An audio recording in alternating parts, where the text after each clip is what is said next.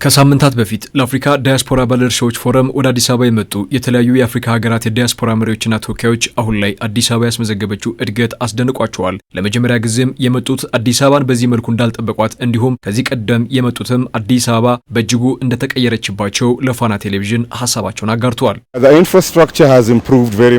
የመሰረተ ልማት ስራው በሚያስደንቅ ሁኔታ ተሻሽሏል። በከተማ መሰረተ ልማት ላይ የኢትዮጵያ መንግስት የወሰደው እርምጃ በጣም የሚደንቅ መሆኑን አይቻሉ። አዲስ አበባ ላይ የተሰራው አስደናቂ ስራ በእርግጥም አዲስ አበባ የአፍሪካ መዲና መሆኗን ያረጋገጠ ስራ ነው። ባለፉት ዓመታት እያየናት አዲስ አበባ አስደናቂ ለውጥ አድርጋለች። በተለይም ደግሞ መንገዶቿ፣ ሆቴሎቿና አጠቃላይ መሰረተ ልማቱ በሚገርም ሁኔታ ተለውጧል።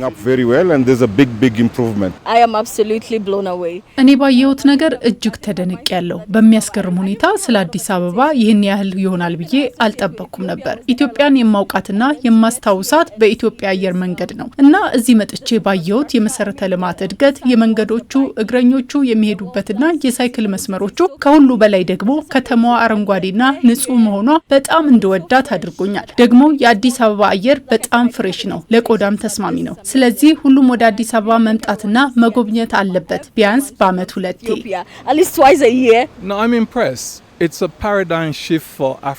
እኔ በጣም ተገርሜያለሁ። ይህ ለአፍሪካ መሰረታዊ የአስተሳሰብና የአካሄድ ለውጥ ነው። ኢትዮጵያ የተከተለች ያለችው የልማት ሞዴል ከሌሎች የአፍሪካ ቀንድ ሀገራት በተለይም ከምስራቅ አፍሪካና ከኬንያ ጋር የተጣጣመ ነው። በዚህ አሁን ያየሁት መሰረተ ልማት እጅግ ዘመናዊ ከመሆኑም በላይ እየጨመረ ከመጣው የህዝብ ፍላጎት ጋር የሚመጣጠን ነው።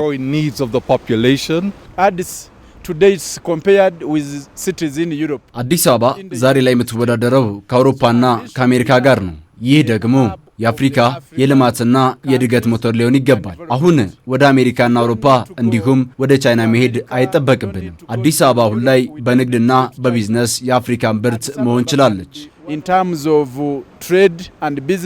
አሁን ላይ አዲስ አበባ በኮሪደር ልማት ለዜጎቿ የፈጠረችው ምቹ መሰረተ ልማት በተለይ ለሌሎች የአፍሪካ ከተሞች ዝማኔ ትልቅ ትምህርት የሚሰጥና የአዲስ አበባን ልምድ ሊቀስሙ እንደሚገባ እንግዶቹ አሳስበዋል። እንደማስበው መወሰድ ያለበት ልምድ የኢትዮጵያ መንግስት የተከተለውን ትክክለኛ እቅድ ነው። በተለይ እንዴት ነው መሰረተ ልማቱን በዚህ ልክ ማሻሻልና ማሳደግ የሚቻለው የሚለው ላይ ማየት ያስፈልጋል። የኢትዮጵያ መንግስት ቀስ በቀስ ነው ሁሉንም ነገር በዚህ መልኩ መቀየርና የዓለምን ቀልብ መሳብ የቻለው። ምክንያቱም አዲስ አበባ አሁን ላይ ከመላው ዓለም በጣም በርካታ ጎብኚን በተለያዩ ስብሰባዎች እየሳበች ነው። በዚህም ዓለም አቀፍ የስብሰባ ማዕከልነቷን አረጋግጣለች። ስለዚህ ሌሎች የአፍሪካ ሀገራት ይህንን ልምድ ነው ወደ ሀገራቸው መውሰድ ያለባቸው።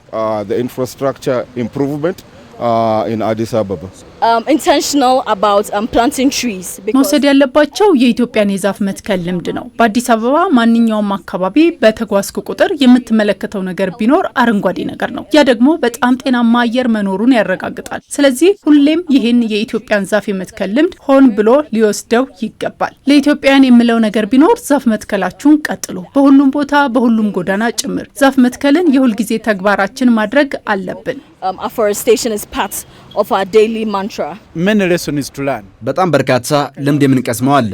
ተመልከት፣ እየተገነባ ያለው የመሰረተ ልማት ግንባታ። ተመልከት፣ መንገዶቹን በአውሮፓ የምትሳየውን አይነት መንገድ ነው። ከጓደኞቼ ጋር ስለ ታላቁ የኢትዮጵያ ህዳሴ ግድብ እያወራን ነበር። ግድቡ ለበርካታ የአፍሪካ ሀገራት በጣም ትልቅ አስተዋጽኦ አለው። ግድቡ ለኢትዮጵያ በኤሌክትሪክ አቅርቦት ያለው ሚና አይተኬ ቢሆንም ለጎረቤት ሀገራት ጭምር በመሸጥም ጥቅሙ የጎላ ነው።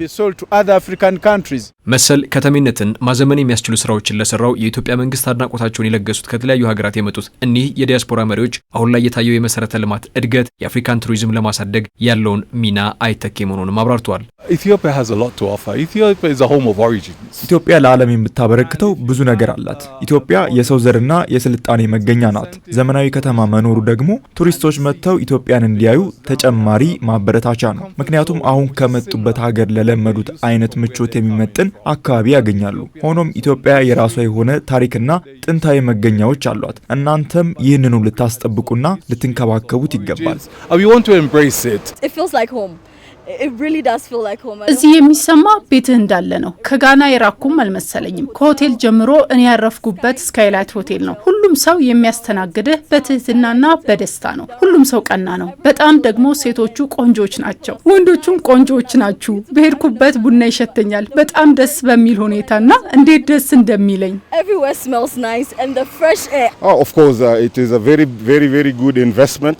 ቱሪስትን ወደ ኢትዮጵያ ለመሳብ ትልቅ ኢንቨስትመንት ነው ይሄ። አንዴ ደግሞ ቱሪስት ወደዚህ ከመጣ ጊዜ ባይኖረውም እንኳን የግድ ወደ ተራሮችና ወንዞች አካባቢ ጉዞ ማድረግ ላይጠበቅበት ይችላል። ከተማ ውስጥ ያለው መሰረተ ልማትና እድገት ከባህል ጋር ከተሳሰረ በደንብ ቱሪስትን የኢትዮጵያን ባህል ለማወቅ ጭምር እንዲመጣ ያደርገዋል።